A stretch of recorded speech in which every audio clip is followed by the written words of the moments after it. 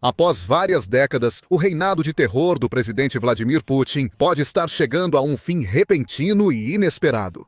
Sussurros se espalham por Moscou, rumores de rebelião circulam. Um golpe militar pode estar em andamento e Putin pode ser traído por antigos aliados. Esses relatos não foram confirmados. Se verdadeiros, podem indicar o início do fim para Putin e sua guerra na Ucrânia, e talvez uma nova era para a Rússia. Rumores sobre um possível golpe surgiram de fontes russas anônimas e logo se espalharam pelo Telegram e redes sociais russas. Eles mencionam inquietação no Estado-Maior da Rússia e frustração crescente em todo o exército, dos soldados aos oficiais superiores. Não é difícil entender como e por que essa frustração surgiu. No início da guerra, muitos russos achavam que terminaria em poucos dias. Alguns soldados receberam uniformes de desfile para levar com eles a Kiev, pois esperava-se que a Ucrânia não oferecesse quase nenhuma resistência. O exército russo, com tanques e grande poder de fogo, facilmente chegaria à capital, ergueria a bandeira russa e celebraria nas ruas. Na realidade, as coisas aconteceram de forma muito diferente. Agora já estamos no 4º ano desta guerra. Uma guerra de atrito desgastante, confrontos de fronteira de vai e vem, ganhos territoriais mínimos e perdas colossais de ambos os lados. Mas especialmente para os russos. Já tiveram mais de 1 milhão de baixas, incluindo mais de meio milhão de mortos ou gravemente feridos. Eles não podem voltar à linha de frente, e suas vidas mudaram para sempre. Inúmeras famílias em toda a Rússia foram forçadas a lamentar a perda de pais, irmãos, filhos e maridos. E o pior é que o Kremlin tem pouco a mostrar por essas perdas. Atualmente, controla cerca de 44 mil milhas quadradas da Ucrânia, incluindo a Crimeia e partes do Donbass já ocupadas pela Rússia antes da invasão de 2022. Isso equivale a 19% do país em março de 2022. Logo após a invasão, enquanto ucranianos evacuavam cidades e montavam defesas básicas sem muita ajuda ocidental.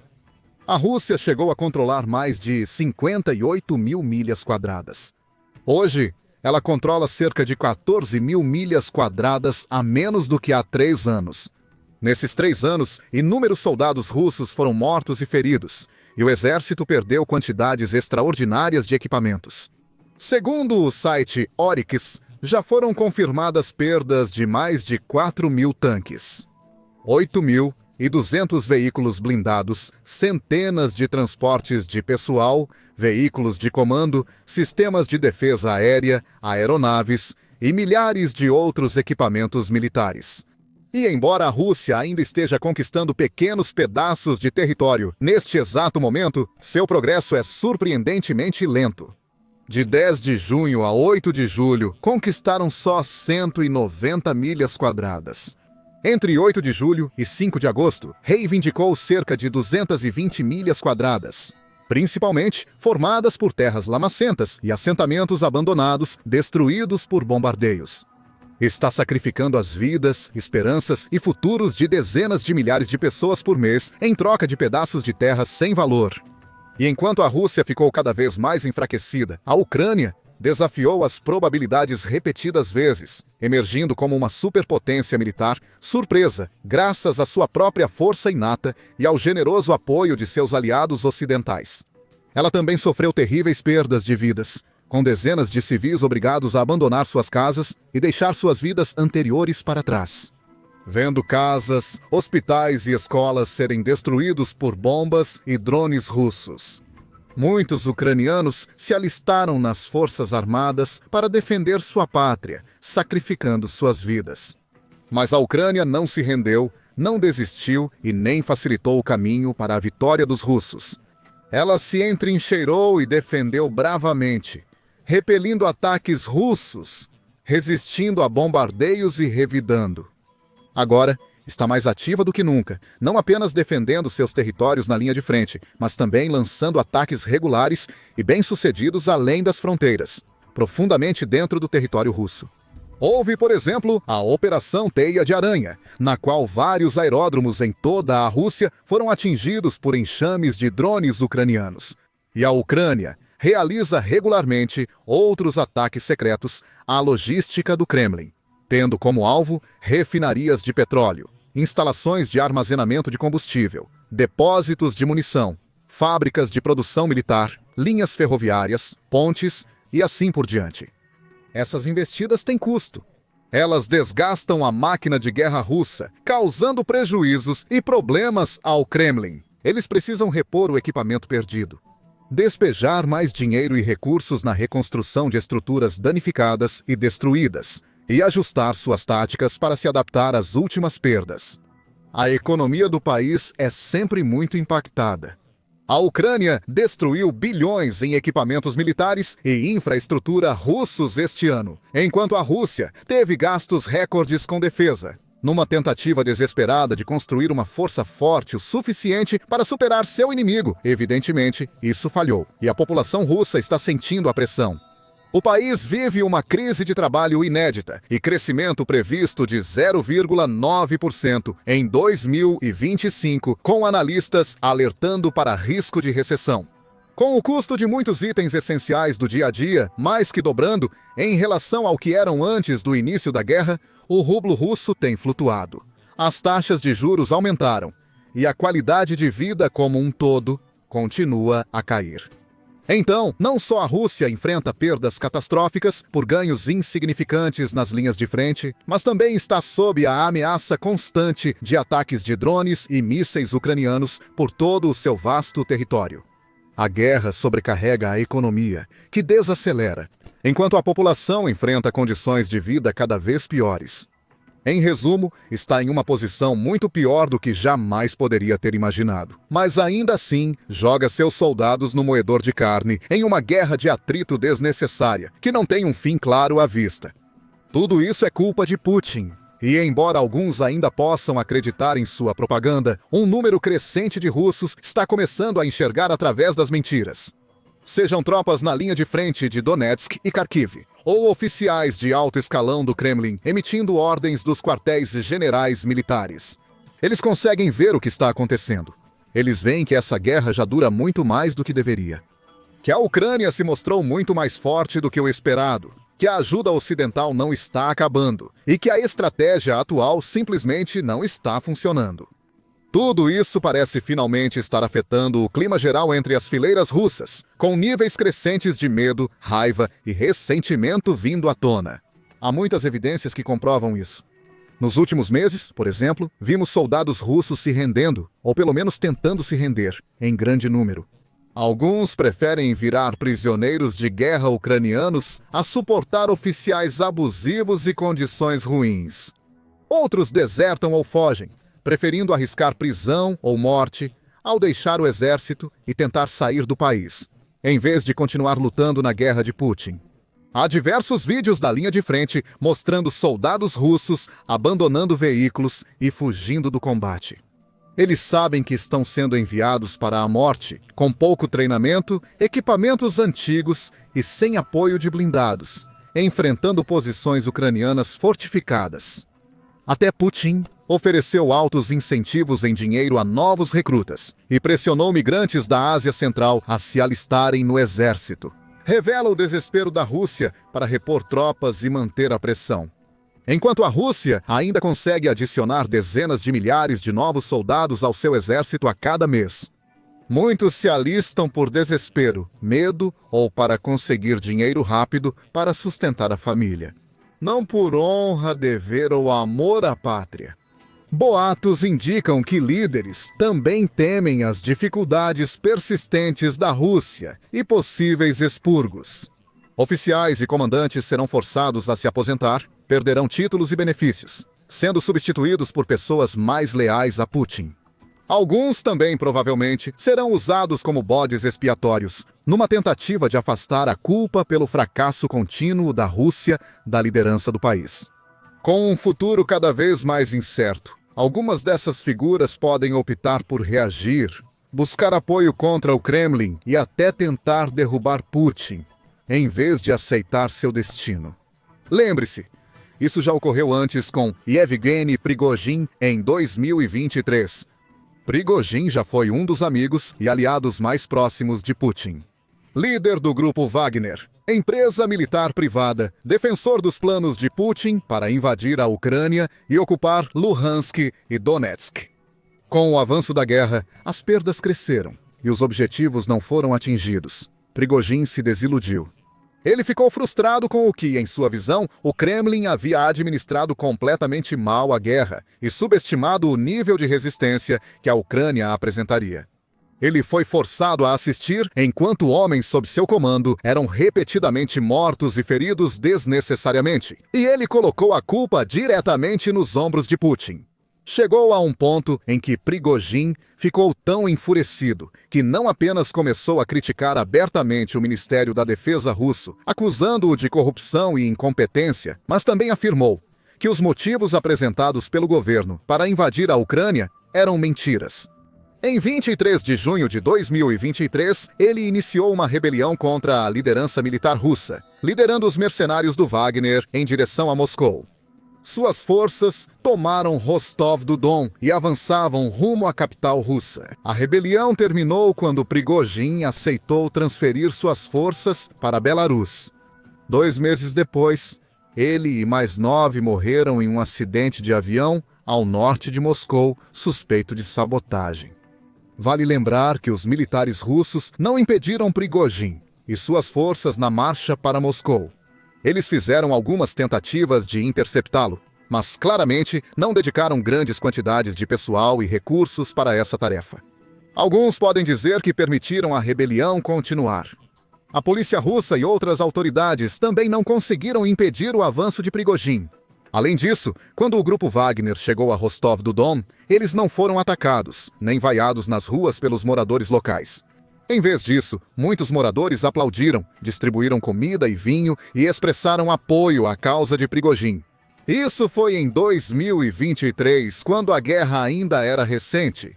Isso provou que, mesmo naquela época, figuras militares russas e o público em geral estavam irritados com a liderança do país e insatisfeitos com a forma como o conflito estava se desenrolando.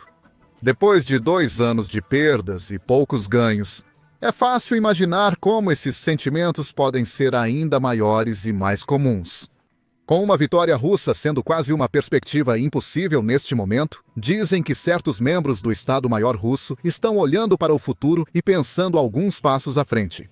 Alguns deles conseguem ver que as perdas vão continuar aumentando e que é muito improvável que a guerra termine. Bem, eles sabem que se eventualmente chegar a um impasse, cessar fogo ou até mesmo algum tipo de vitória ucraniana, serão eles que pagarão o preço. Porque é assim que Putin governa a Rússia. Ao se humilhar sem alcançar seus objetivos, ela culpa outros. O Serviço Federal de Segurança investiga, identifica bodes expiatórios e pode usar táticas desonestas, como plantar provas ou inventar acusações contra oficiais e figuras importantes, que são então presos e julgados publicamente. Os que oferecem mais risco podem ser mortos, enquanto Putin e seus aliados permanecem impunes. Esse tipo de coisa já foi visto acontecendo em inúmeras ocasiões ao longo da guerra. Até agora, Prigozhin foi o exemplo mais famoso. Houve vários outros casos de oficiais e comandantes russos forçados a deixar seus cargos. No primeiro ano da guerra, nomes como o tenente-general Sergei Kizel foram suspensos por, supostamente, não capturar Kharkiv, segunda maior cidade da Ucrânia. O general Alexander Dvornikov foi misteriosamente substituído em 2022 mesmo, sendo um dos comandantes mais experientes e respeitados da Rússia, assim como o coronel-general Alexander Zuralev. E outros casos, como o do major-general Ivan Popov, comandante do 58, o Exército de Armas Combinadas. Foi afastado do comando e depois preso por fraude. Popov disse que o chefe do Estado-Maior o demitiu por criticar a estratégia russa e expressar preocupações com o bem-estar das tropas. Ele seguiu acusando Sergei Shoigu, ministro da Defesa russo, de trair os soldados. Alexander Lapin tornou-se chefe do Estado-Maior das Forças Terrestres da Rússia em 2023, ocupando um dos cargos mais altos das Forças Armadas Russas. No começo do mês, ele foi removido do cargo e substituído pelo coronel-general Yevgeny Nikiforov. Segundo declarações oficiais, Lapin deixou o cargo por motivos de saúde. Mas também é possível que ele tenha sido forçado a sair como uma forma de Putin salvar as aparências mais uma vez e nomear alguém em quem confia mais profundamente. Como soldados russos desiludidos viram companheiros enviados para armadilhas mortais sem treinamento, equipamento ou apoio. Oficiais russos também viram seus colegas serem aposentados, substituídos e até mesmo presos, vez após vez. Muitos devem pensar: serei o próximo? Por desespero e autopreservação, alguns desses líderes podem optar por falar, buscar apoio entre colegas e soldados e tentar um golpe. Assim como Prigozhin em 2023, é importante notar que mesmo que um golpe aconteça, não há garantia de que ele teria sucesso. Prigozhin, mesmo com o poder de um grande grupo mercenário, não conseguiu chegar a Moscou. Putin certamente tem planos para fugir, se esconder ou se defender diante de ameaças. O simples fato de rumores sobre um golpe circularem em canais russos e redes sociais mostra a gravidade da situação. É um claro sinal de grandes problemas na coesão do comando russo. Há outra explicação para esses rumores de dissidência e conspirações de golpe. Podem ter sido todos planejados pelo Serviço Federal de Segurança. O Serviço Federal de Segurança, sucessor da KGB soviética, é experiente em usar estratégias sorrateiras para atingir seus objetivos. Ele poderia facilmente plantar sementes e espalhar rumores de um golpe para incriminar oficiais e expulsá-los de seus cargos. Tudo isso mostra como a Rússia de Putin age. Ela governa através do medo e da desonestidade, sem nenhum escrúpulo em mentir para o público e trair pessoas que dedicaram toda a sua vida a servir a nação. A Serviço Federal de Segurança pode muito bem ter identificado certos alvos dentro das Forças Armadas russas, o que pode incluir oficiais de alta patente que tiveram um desempenho ruim no campo de batalha, ou que estejam em risco de se manifestar contra o Kremlin, criticar a liderança do país e expor o que realmente está acontecendo. Ela não quer isso, não quer lidar com qualquer indício de rebelião ou correr o risco de que a dura verdade sobre a guerra seja revelada para todos verem. Ela quer manter a aparência de que a Rússia está vencendo, que está avançando rapidamente e rompendo as defesas ucranianas dia após dia. Por isso, mesmo com a aposentadoria ou substituição repentina de alguns generais, outros, como o chefe do Estado-Maior, Valery Gerasimov, e o diretor do Serviço Federal de Segurança, Alexander Bortnikov, continuam nos cargos. Porque Gerasimov e Bortnikov já provaram lealdade. Eles são totalmente leais ao Kremlin e Putin, deixando claro que não o trairão, independentemente do que ele queira. Esse tipo de pessoa por perto e nos cargos mais altos do poder. Se ele percebe qualquer sinal de dissidência em cargos-chave, age rapidamente para eliminar possíveis ameaças. Porque Putin só se importa com uma coisa: poder. Já há evidências suficientes disso, e elas aumentam diariamente. O presidente russo aceita enviar milhares de soldados à morte na Ucrânia, sem ganhos concretos. Ele não respeita seu povo, que sofre e luta por suas decisões absurdas. Ele mal confia em suas próprias forças armadas, depositando a maior parte de sua confiança no Serviço Federal de Segurança e em um grupo cada vez menor de aliados próximos e oligarcas. Mas o tempo de Putin pode acabar. Russos, principalmente nas Forças Armadas, sentem-se cada vez mais enganados, ignorados e desvalorizados.